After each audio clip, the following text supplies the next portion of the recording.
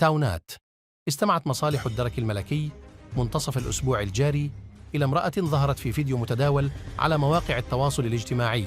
وهي ترضع جراء كلب مالينوي بأحد مكاتب جماعة تافران. وبحسب مصادر محلية فقد وجهت النيابة العامة المختصة تعليمات إلى عناصر الدرك الملكي بمركز أورتزاغ من أجل التوجه إلى منزل المعنية والتحقيق معها بشأن الفيديو. وفي حوالي الساعة 33 مساء